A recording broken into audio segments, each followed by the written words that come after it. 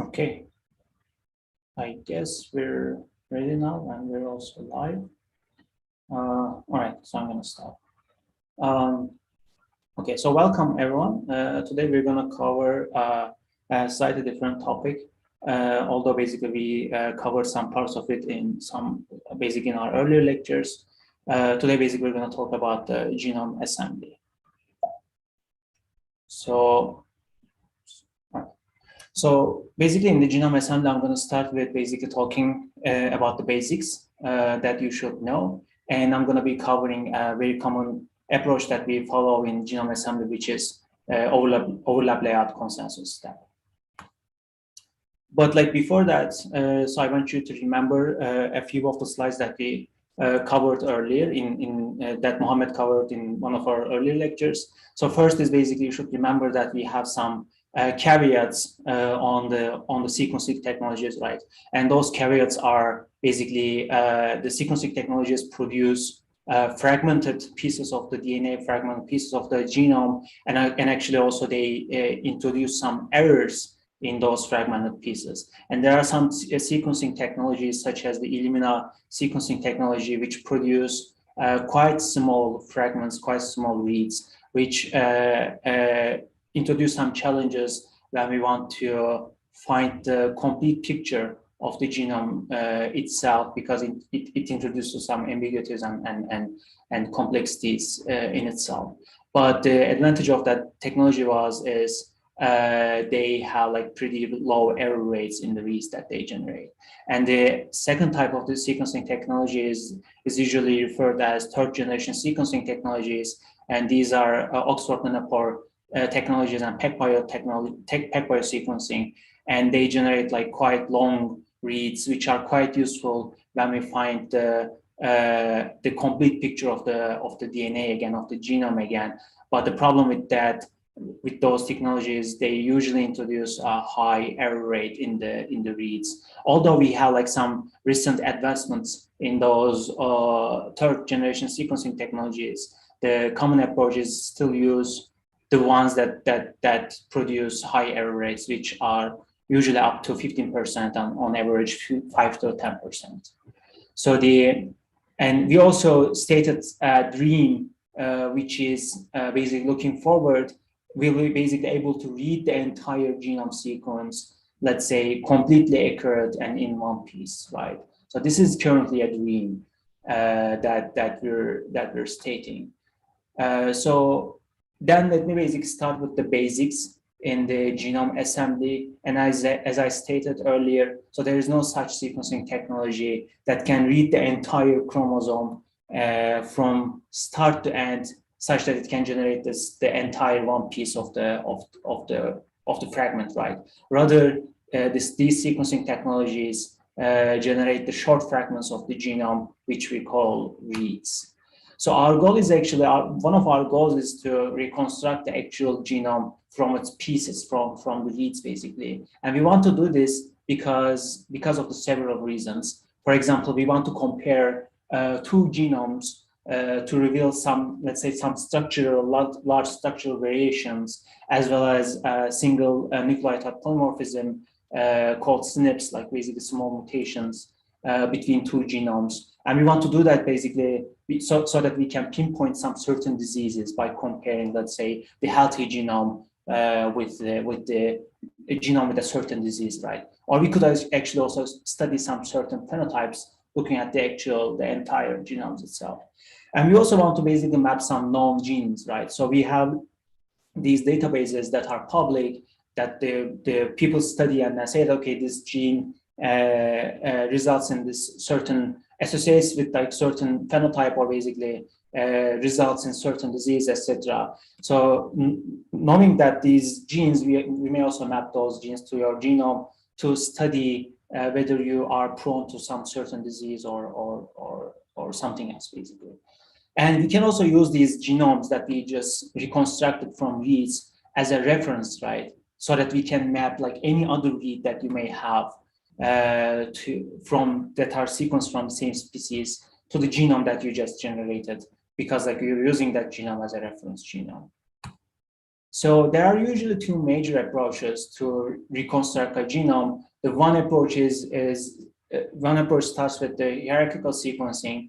So that was the approach that was used in the Human Genome Project, which led to the first human reference genome in 2013, right? So that project officially started in 1990, and I guess state that's completed in 2003. Basically, it took 13 years to complete the entire human reference genome.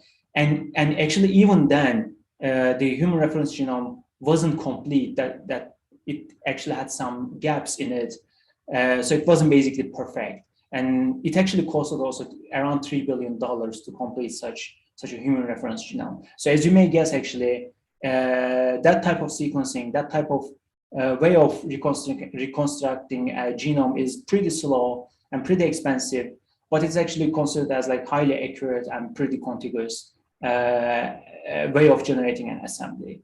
And the second, which is basically currently the most common approach to do, is using whole genome shotgun sequencing. So there, basically, you have your DNA, and then you share it into pieces, and then you basically sequencing it. You actually clone multiple pieces of that fragments, and then you sequence, and then you use those, like the small fragments that the sequencing technology generate to again reconstruct the genome itself. So this type of sequencing is fast and is cheaper compared to the hierarchical sequencing, but it's considered as like slightly, actually it's less accurate and also less contiguous. So recently, I guess in May 2021, like this year, basically, the telomere to telomere consortium released for the first time the gapless human reference genome, basically using the approaches that we have in the whole genome shotgun sequencing. So basically, this was a huge leap from the first human reference genome that was released in 2003, and now we can say that we have a gapless human reference genome that was released this year. All right, so how do we basically start, so what sort of steps that we have when we're generating the assembly, when we're generating the genome assembly from whole genome sequencing? So I'm going to basically be focusing on the whole genome sequencing way, and I'm not going to touch on the hierarchical sequencing because this is the most common approach nowadays. So initially, we basically have a genome, right? And this is not in a human readable form. And our goal is to reconstruct that genome again in a way that it's actually in a human readable form, such that we can perform some analysis on that genome that we just generated. And for that, actually, we start with the reads, right? We sequence that genome, and the sequencing machine generate the reads for us, right? But the problem with that, so we don't know the order of the positions of these reads relative to their correct position in the genome itself, right? The sequencing technology just generate those reads without the information where they belong to, etc. So then basically the next step to reconstruct the genome would actually be finding the overlaps between all pairs of reads, right? So that's usually the first step that we follow, right? So we basically find the overlaps between all pairs of reads, but this doesn't actually reveal us any, again, ordering, etc. We just found some overlaps between reads, not in the entire genome. So, but you know that actually the DNA or the genome, so DNA is in a double standard format, right? And we don't know when the sequencing technology is sequencing a read, we don't know which strand, we don't know which strand the read is coming from, right? So it may be coming from the first strand, or it may be coming from the other strand, right? To do that, actually, we also check the reverse complemented version of the reads when we're finding the overlaps, right? And actually, in this case, it turns out that the reverse complemented versions of the reads also overlap with the other reads, right? So having all of the information that we have in the overlapping reads, we may actually also end up having some redundant and some messy information at the end. And in the next step, basically, we perform the layout step, which is basically the finding the ordering, the relative ordering of these overlapping reads between each other, right? And it actually contains several steps that I'm going to explain in the next slides, but those steps are usually cleaning, such that some of the reads may be fully contained in the other basic overlapping reads. And then our goal is to find those redundant reads and then clean them, such as this one, basically like those reads that are fully contained. And the next step is basically to find the links between the overlapping reads, such that basically I start from one read and then I can follow all the other overlapping reads, such that I can generate the assembly itself hopefully in one piece. And the last step would be using this link information. We find the consensus of these overlapping reads, and then finally we generate the assembly. So basically, these are the very high-level steps that we follow in the genome assembly when we're using the whole genome sequencing. Okay. So as I explained, so this is basically the common pipeline that we usually follow when we're generating the assembly. So here we start with the reads, which are our inputs from the sequencing technology, right? And then we find the overlaps between those reads, and then find the layout and the consensus. And then next, so the consensus is usually considered as the final output of the assembly process, but there are also some optional steps such as error correction and scaffolding that we can follow to improve the quality of the assembly itself. So I'm going to basically talk about these one by one. And I'm going to start with the overlapping reads. So in the overlapping reads, our goal is basically to find some matching blocks between all pairs of reads. And we can actually use several approaches to do so. For example, we can find the exact matching short subsequences between reads, right? So those will be seeds. And for example, you can use some structures such as a hash table structure that you can store like all these exact matching blocks of the reads, and then you can query the hash table whether you've seen basically that certain short subsequence previously when you were basically parsing the read sets, etc., so that you can quickly find the shared exact matching blocks between reads. So you can also use suffix trees, right? You can just generate a tree by processing all the reads first, right? And then in the next step, you can again process all these reads, and then you could ask the question whether you have a match between the prefix of a certain read with the suffix of the another one, right? And then you can also do alignment, as actually Mohammed covered in the earlier lectures. You can perform all pairwise alignments if you want to find more accurate and maybe even longer overlaps between the reads. But eventually, what we want basically we want to find the overlaps between reads so that we can use them in the next steps. And our general criteria is usually the suffix of a read should overlap with the prefix of another one. So if the read is already contained within another read, we don't usually consider them, but rather the suffix of one should overlap with the prefix of the another one, so that we can continue basically extending the overlaps in the next steps. So for example, we have such an overlap between these two reads, right? So the suffix of one overlaps with the prefix of another one, and these are the matching blocks, the matching bases. And for example, we may have another overlap between these two reads, and not necessarily we should have basically all exactly matching bases, but we may also have some, let's say, mismatches in certain places in the overlaps, right? And we may also have this overlap between these two reads and basically so on. So basically we find all pairs of overlaps between reads, and basically that will be the overlapping part. So once we basically find the overlaps, so what do we do with it, right? So this is just the overlaps between only two reads. So it doesn't really contain the global information, let's say, that would lead us to generate the assembly again, but rather we only have this local information, let's say. So in the next step, actually, we use a data structure in a way that we can store all of these overlaps in a meaningful way, let's say, and also in an efficient way, such that so we're not going to basically be having some redundant information in that such a data structure. And to do that, actually, we use overlap graphs, which are mainly actually the string graphs, let's say.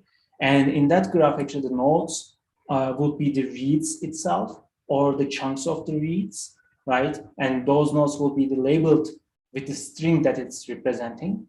And we also have the edges in the graph, right? And those edges are directed edges. And we have an edge, basically, if these two reads are overlapping, right? And we also have a label on that edge, which contains the information, usually contains the information of like how many bases that we have matching between these two overlaps. So remember, basically, we have this two overlapping reads, right?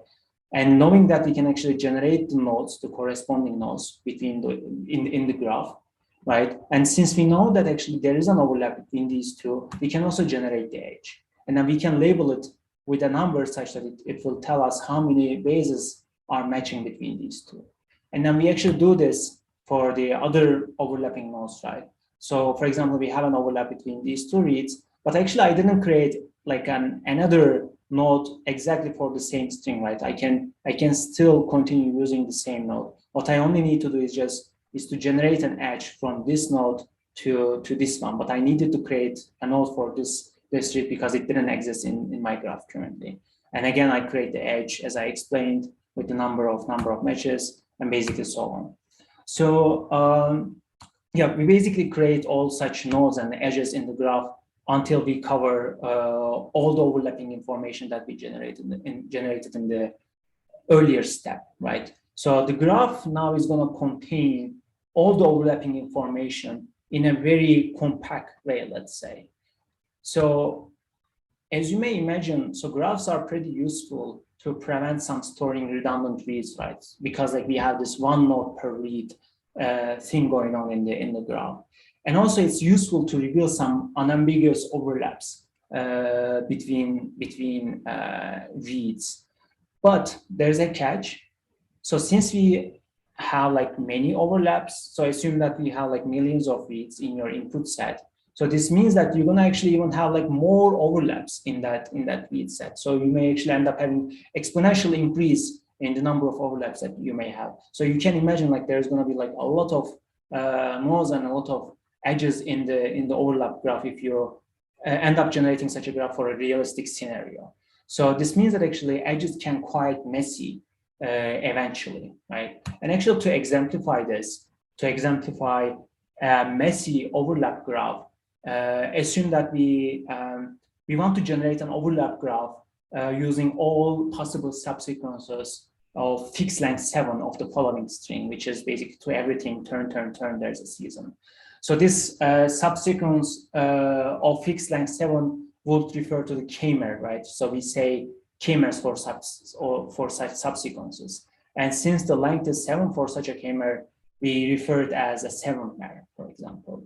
So if you want to basically create an overlap graph using all 7-mers, right? And if you find the overlaps between all 7-mers of that string, a part of the graph actually would look like this, right? So it actually looks quite messy, and it looks like it's going to be pretty hard for us to infer anything from that graph, right? So for example, which node should I start, and then which edges should I follow so that I can spell out some assembly out of that graph, right? Because like there are really redundant edges, there are cycles, like it's quite messy. There's a chaos going on there, right? So the question is basically, then how can we simplify this graph such that we can find some simple ordering of these reads relative to each other, right? So this will be our next goal. But so far, we now basically covered overlapping step in genome assembly, right? We generated the overlaps, we find the exact matching blocks, and then we store this information in an overlap graph, which is quite messy. And our next step is basically to simplify that graph using following a step that we call a layout step, let's say. So as you may also imagine, the overlap graphs may contain some redundant information. For example, it may contain cycles. So it may contain some edges that are not really useful because you can infer the same edge by following another edge, etc. And our goal would be actually to locate such redundant information as much as possible so that we can potentially remove those so that we can simplify the graph. And those, like this redundant information, there are basically several such redundant information. And one is basically called transitive or redundant edges. And this is stated as follows. So assume that you have a node V and also you have a node W, right? And you have an edge between these two nodes, a direct edge, let's say, from V to W.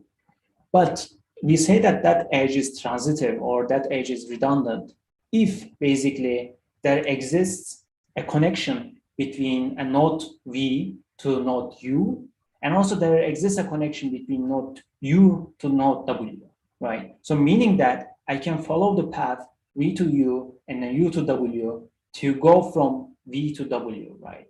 So if there exists such a case, then we say that actually a direct edge from V to W is actually redundant or transitive, right? So it doesn't contain any information because we can reach the same node following our start node, following some edges, right? So we can basically just remove it. But there's a catch here. Another property of transitive edges is basically if you remove them, you're not going to lose any connectivity information in the graph, right? You can still go from V to W if you remove such an edge. So we may also have some bubbles in the graph. So the bubbles are basically some directed acyclic graph where you have a source node and you have a sink node, right? And let's say that your source node is V and the sink node is W. And we say that there is a bubble in that acyclic graph, in that subgraph, let's say, if basically there exists at least two isolated paths from the source node to the sink node, right? So basically you can follow some path starting from the source node and then reach to the sink node, right? So this will be your one path. And then you can also follow completely different path and then you can still reach to the same sink node. If basically there exists such two isolated paths, we say that the source and the sink node and the subgraph that it covers contains some bubble in it, right? And then we basically want to pop these bubbles in order to simplify the graph.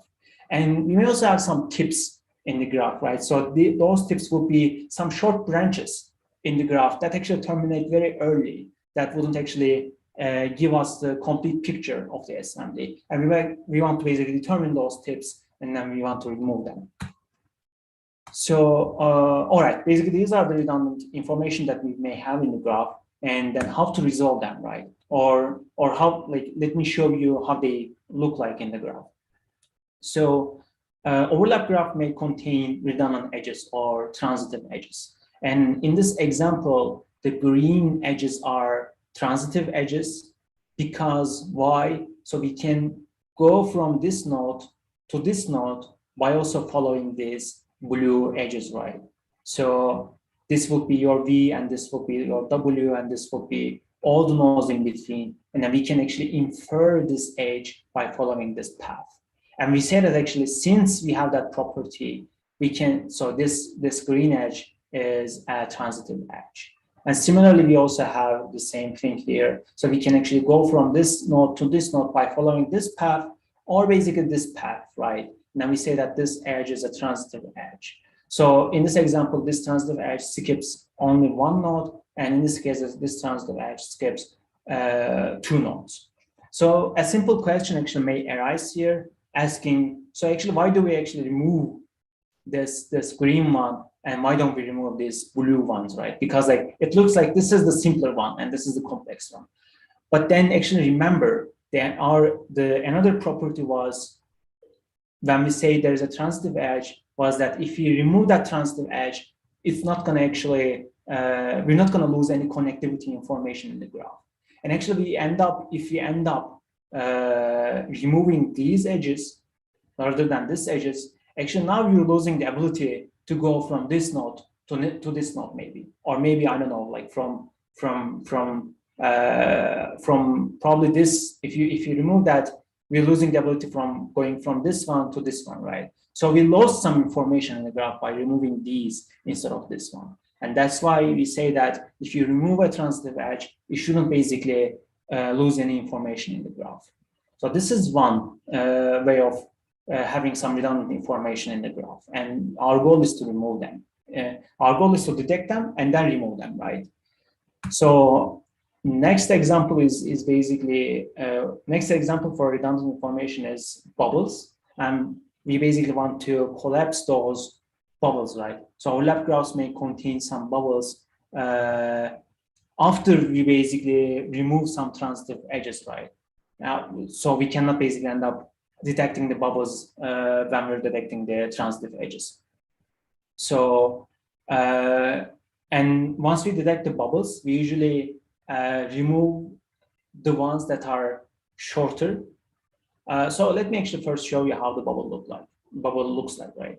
So in an example of a bubble, you have a source node and you have a sink node. And actually you have at least two paths in a way that you can actually follow up this path and reach to the sink node.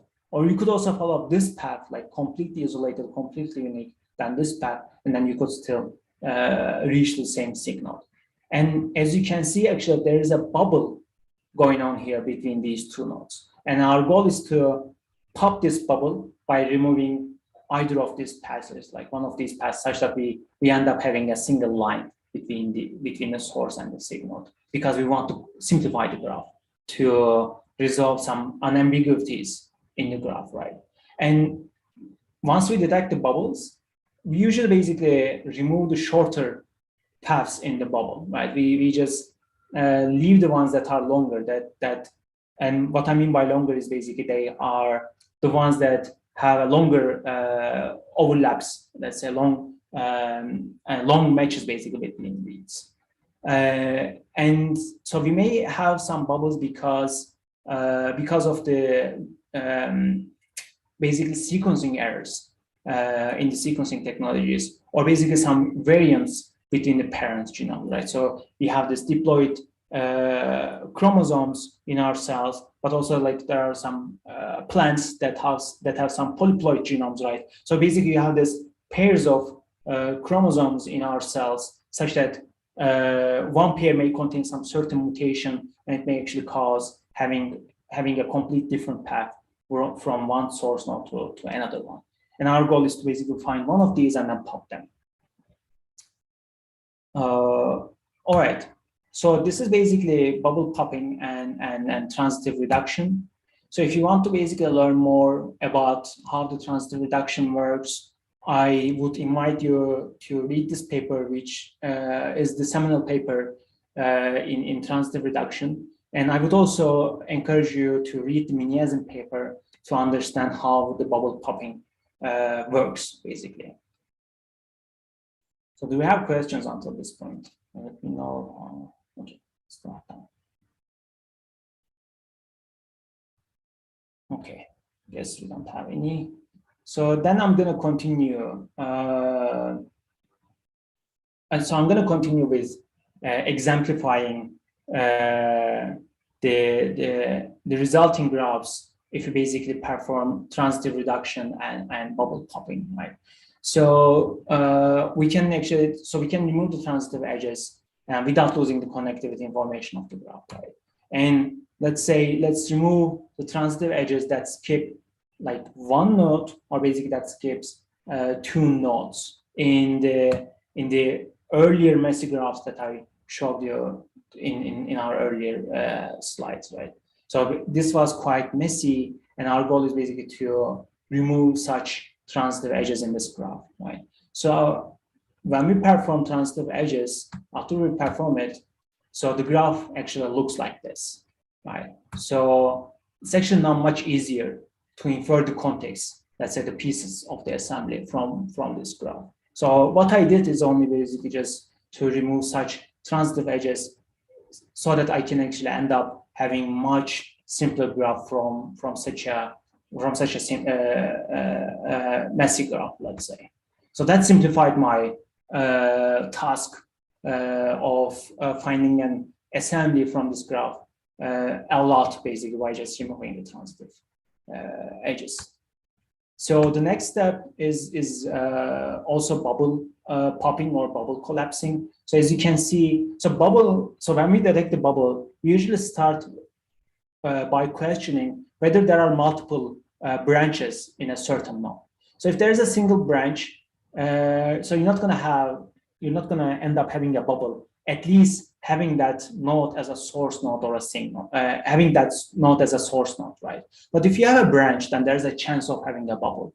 And the bubble is usually detected by asking the question, again, as I said, you have a source node and there is a sink node somewhere there. And then is there such a isolated path that you can reach that sink node starting from here if you have multiple branches, right? And in this case, actually, we have a bubble. For example, this one here, this is our source node, and this is our sink node.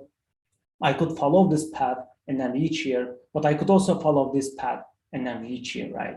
Now I have a bubble, and I could actually move it. And I have another bubble, which is probably harder to see by just looking at it, but we have another one. This would be our sink node, and this would also be our source node, right? This is both source and the sink nodes. And then I can follow this path to reach here, starting from here, or I could follow this path to reach here, starting from here. And I could basically remove or pop one of these paths so that I can simplify the graph. And after basically popping the bubbles, I end up having such a graph, right? So right now it's almost in the simplest form. The graph is almost in the simplest form so that we can spell out some strings from that graph. And to spell out, actually, there is one more condition left, and which is actually two more conditions. So I'm going to start spelling, all right, and I'm going to only follow the unambiguous paths in the graph, meaning that I'm going to follow a path such that it only has a single branch, right? If it has multiple branches still after removing the transitive reductions, transitive edges, or after removing the bubbles, I still may have like multiple branches, and I still have those multiple branches. I'm not going to follow it. And the second is, if my branch is leading to a circuit, then I'm going to also not use that edge, basically.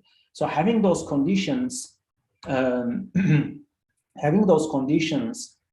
if you basically spell out this graph, we end up by just following these nodes and the nodes over here. Why? Because like this node has multiple branches. This is sort of unambiguous, right? This is sort of ambiguous to follow it. And actually, I do not follow any of these nodes as well because they lead to circuits, right? They lead to cycles in it. So basically, what I do is that I mark these nodes so that I can spell out the strings that they are telling me, right? And this basically, if you follow these nodes and then if you spell out the strings that are telling you, right, you're going to end up having some sort of contigs, right? Two different contigs from this set of nodes and this set of nodes. But there are still going to be gaps, right? Because we couldn't resolve the part here, and this is our gap between the nodes. So this actually completes the layout step that we perform to simplify the overlap graphs when we're trying to generate the assembly from the set of fields, right? So the last step, or let's say the step that would give us some meaningful output, would be the consensus step in the overlap layout consensus approach. So remember that we already have the overlaps between those reads, right? And then we generated the graph, and then we simplified the graph, and now we actually some sort of layout of these overlaps, right? So following that spelling out approach that I just told you in the earlier slide, you could actually now find these pairwise, let's say, overlaps all of these reads by following the graph, right? So this is basically the spelled out version of the graph where I know that, okay, there is an overlap between these two, but I know that there's an overlap between these two. But I also know that this comes first, this comes next, and then this comes next, and then so on, right? Now we have basically some good ordering as well of the overlaps, right? And then I can actually infer the common, let's say, superstring of these overlaps. So this is not like the finding the common superstring, right? Because we may end up having some minimum, like the minimal string. But our goal is actually to find some consensus of these overlaps, right? And to do so, we basically ask the question, so at a certain position, what are the overlaps are telling me, right? For example, here I have this complete agreement of C, and then basically the corresponding position would, the corresponding base would be C here because I have the consensus here. But there are some basically certain cases that you may end up having like not clear agreement, let's say, or not like 100% agreement. But in that in that scenarios, you actually take the majority voting. For example, here the trio of the overlaps tells me that there should be a T at the position, and one of the overlap tells me that there's a C. So I take the advice of the majority and then assign the T at that certain position, right? So similarly goes here, but also goes here, right? So the majority voting can be less confident. For example, you may have, I don't know, 90% of confidence, but you may also have like 60% of confidence, which may lead to questions such as, are there some basically misassemblies or some errors going on there where I don't have some agreements, right? But after all, basically, after taking the consensus of all of these overlaps, basically I generate a contig, right, from these overlaps. And this would be my contig of the assembly. So this is it basically. Now, by generating all such contigs from all such overlaps, right, following, let me show that graph again. For example, we can generate a contig from this one, we can generate another contig from this one. So meaning that we can actually generate multiple contigs, gapped contigs that would basically represent the assembly for us, right? So this will be the consensus step, and the consensus step is basically pretty easy. It's usually the majority voting between the overlaps. So this actually completes the overlap layout consensus steps in a very high level, because now I have my contigs that I generated from the overlaps of the reads, and then I can use it as an assembly, although I know that there are some gaps between those contigs. But there are some also optional steps that I can follow to improve the, let's say, the quality of the contigs that I just generated, right? And these will be the error correction and also the scaffolding steps, which actually the ordering of the contigs. So if you remember, like there are some positions in the assembly that I'm not really quite sure whether for example, whether I should assign A or whether I should assign some other base, right? So I'm not quite sure, because I know that the sequencing technologies are not perfect. And some bases are basically just be some sequencing errors, right? So for example, if I have a certain sequencing error here, for example, if these are not really the A's, and I don't know, maybe this is a C, right? Maybe this is correct, but this is not incorrect. Then actually the correct version would actually include C here instead of A. So this actually shows me that if I have sequencing errors in my reads, those sequencing errors actually may also propagate to the contigs as well. And if you have some errors in your contigs, even though you apply some majority voting, even though you apply all these steps to generate the assembly, you may actually end up using an erroneous assembly, erroneous contigs, such that it would actually affect your downstream analysis that you perform using these contigs, right? And we basically want to avoid it. And the idea in the the step to do this is called assembly polishing, or basically error correction, however you call it. And this comes from the idea or from the observation that, as I said, sequencing errors on reads may propagate to the contigs, right? And we want to avoid them. And usually the key idea in assembly polishing is that once you generate your contigs, you can align your reads back to the contigs again to generate some more, like to generate stronger consensus, to look back again. To say that, okay, I aligned those reads back to my contigs again, but after the alignment, the reads are telling me something else than what I have at that certain position.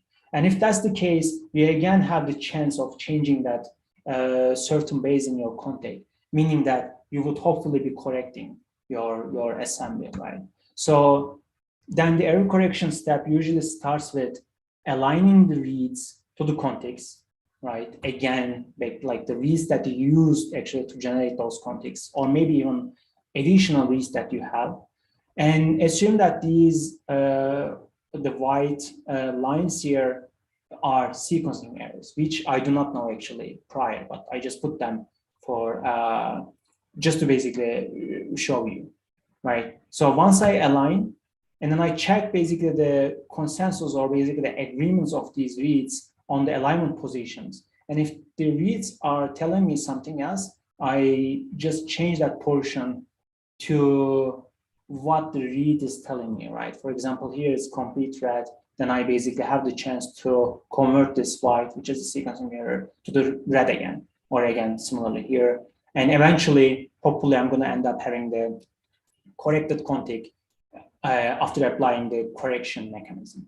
So here is a black box, right? So how do we correct? So, okay, it looks like we can apply some majority voting, but it may not be that easy. So you may have errors for many other several reasons, and then you may need to actually apply more complex operations to correct the errors, right? So however the operation you do to correct errors, at the end, you're gonna hopefully generate some corrected content.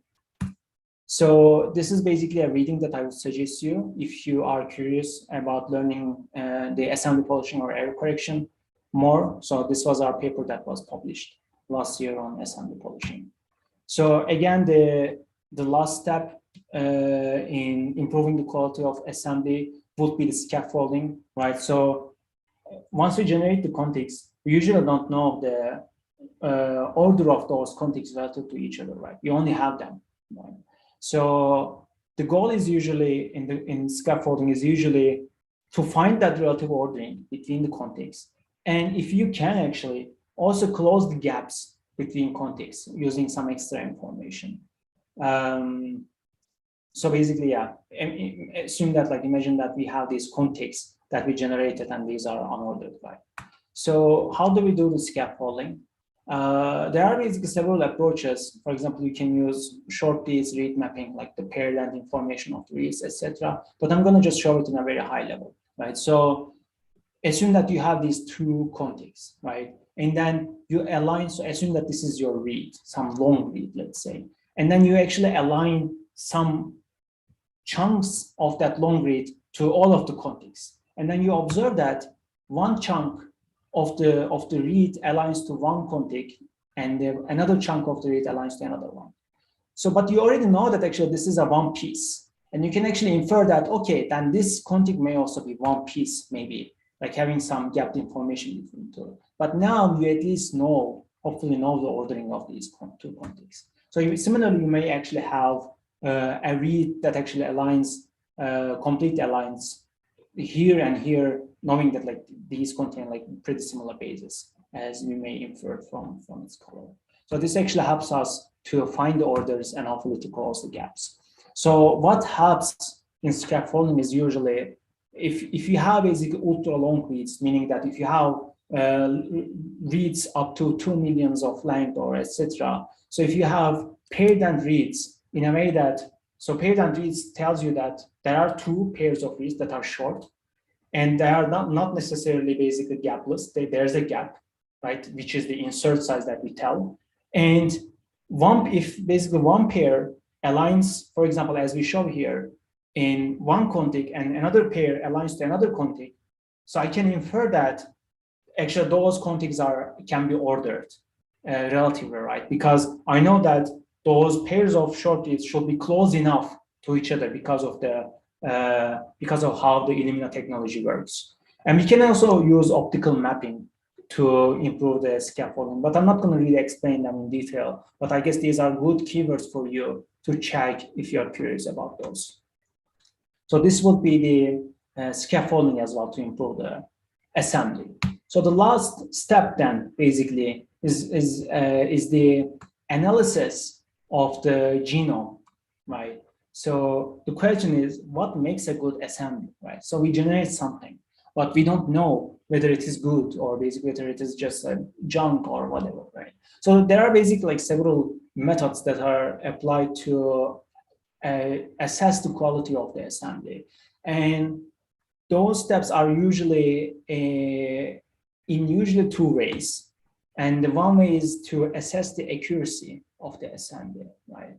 So we say that the assembly or the context should be resolved from errors as much as possible. So it should be as accurate as possible. And the solutions or the ways to achieve that, you can actually use like very long and very accurate reads such that you're not going to have some ambiguous branches in your graph, and you're not going to have sequencing errors in your reads, right? But you can also still perform some error correction tools on the assembly as well as on the reads as well.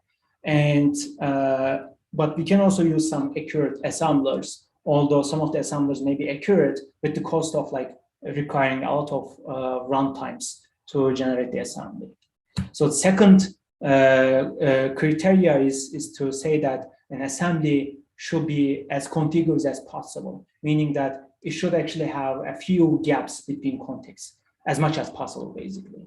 So if you have gaps, this means that actually we're missing some information on the assembly. And again, solutions are slightly similar. So long and having a long and accurate is help. Using an accurate assembly is also help to resolve those gaps. But also, we actually need better tools to resolve the repeats in overlapped graphs, because of the current approaches, there are some caveats in the current approaches that you may also see that cannot actually resolve some ambiguous situations, which actually leads us to having some gaps in our assemblies. So yeah, basically, let me very quickly mention the tools for each of the steps that you can use. For example, if you want to generate the overlaps, you can use Minimap tool or Kernel. So if you want to generate the assembly from the overlaps, let's say, you can use GenASM, Kernel, HiFiASM, or Fly, right? So these are only just a few of the tools from many, right? And if you want to assess the quality of assembly, you can use the cost or the Murmur package. The Murmur package actually helps you to align your contig or to align your assembly to the ground truth that you know, right? So you may have a ground truth, which is a high quality, and then you just want to compare the assembly that you just generated with that ground truth by quickly aligning these two, and it will tell you the accuracy of your assembly. So I guess that would basically cover everything that I wanted to discuss of the steps that we usually follow when we want to generate de novo assemblies from reads. But some, as a closing remarks, so I only just explained, let's say, a tip of the iceberg, let's say. So there are many approaches based on what sort of sequencing technology that you're using, what sort of genome that you're using, actually. If you are working with bacteria, or if you're working with the like the diploid genomes, or if you're working with the trees or the genomes with the polyploid genomes, right? So your criteria may change in terms of, can you actually pay the cost of time, let's say, or even the cost of money itself to generate such overlaps? Is it going to basically give you some meaningful information at the end, right? So do you want basically really accurate assemblies, or would fast but less accurate assembly would also work for you, etc. And there are also other structures such as de Bruijn graphs that are mainly used, like, again, when we're generating the assemblies, which is quite similar to the string graph, but slightly different how we generate the nodes as well, right? So yeah, basically there are many approaches, but just I wanted to give you the high-level idea, high-level steps that we flow when we want to generate the assemblies. And that will basically conclude the genome assembly lecture, and I can take the questions if you have any at this moment.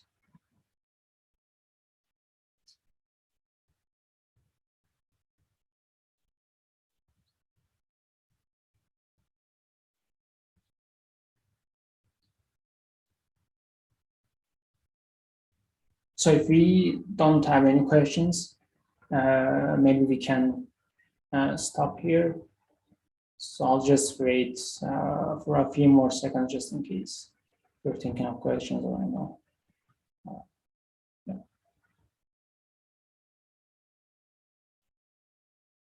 Okay, all right, I guess that concludes today's lecture. So I'm gonna first stop the live stream. Stop the live